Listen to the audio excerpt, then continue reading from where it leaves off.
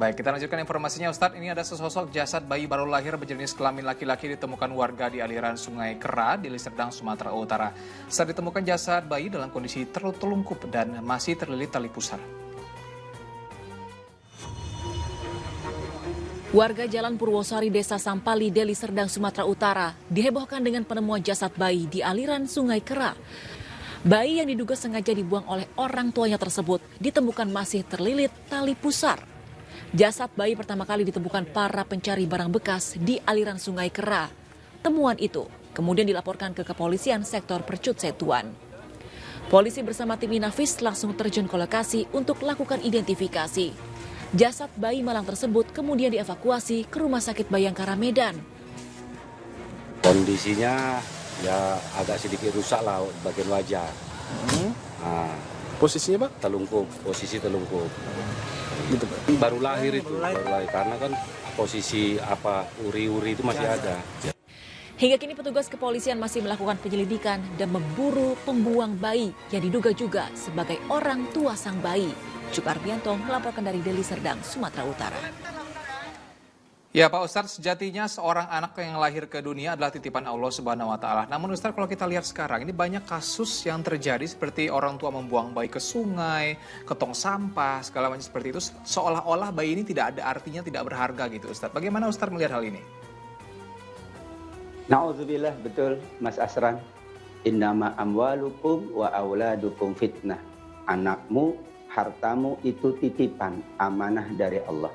Ibarat kata kita menitipkan sesuatu ke seseorang, maka seseorang itu harus menjaga utuh barang yang dititipkan. Padahal yang menitipkannya adalah Allah Subhanahu wa Ta'ala. Jadi teringat dengan masa dahulu, bagaimana bayi perempuan dikubur hidup-hidup. Wa idzal mau'udatu su'ilah. Kalau kita kiaskan, ini merupakan indikasi akhlak yang buruk dari orang tua. Ketika ia merasa melakukan kesalahan, tentu tidak melampiaskannya kepada bayinya, kepada anaknya. Ia melakukan dosa yang sangat besar karena posisi bayi betul-betul tidak bisa melakukan apapun, sehingga seharusnya bayi dijaga, dirawat, dibesarkan, diasuh. Ini malah dibunuh dengan berbagai cara. Begitulah Allah Subhanahu wa Ta'ala mengingatkan kita semuanya, bayi, anak, harta adalah titipan Allah. Ketika Allah Subhanahu wa Ta'ala menitipkan, ada maksud, yaitu untuk kebaikan kita. Maka kita jaga betul-betul, kita rawat betul-betul, kita asuh betul-betul. Siapa yang punya anak?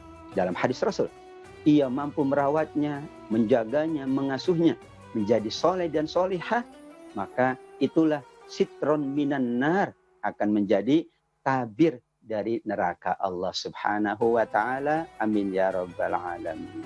Amin. Ustadz, tapi begitu kalau kita lihat perbuatan yang sungguh keji ini Ustadz, apa azab dari Allah bagi mereka yang melakukan hal ini Ustadz? Seperti tadi di surat Juz Amma disebutkan, wa idzal mau'udatu su'ilah. Kata para ulama tafsir, praktek membunuh anak itu sudah terjadi di masa jahiliyah dahulu. Dan Allah sampai abadikan di dalam Al-Quran menunjukkan dosa yang amat sangat besar.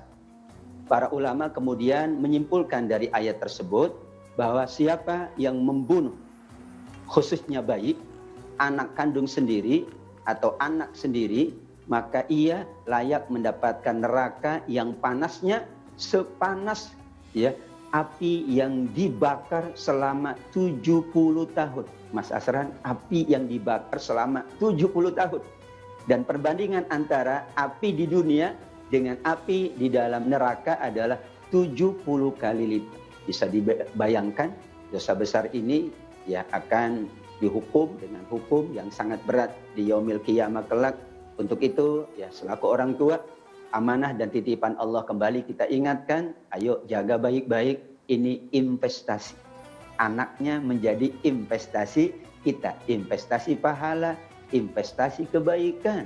Mungkin kita sebagai orang tua nanti amalnya tidak bagus, tapi anaknya akan membantu memudahkan kita di dalam yaumil qiyamah kelak. Amin ya rabbal alamin. Amin.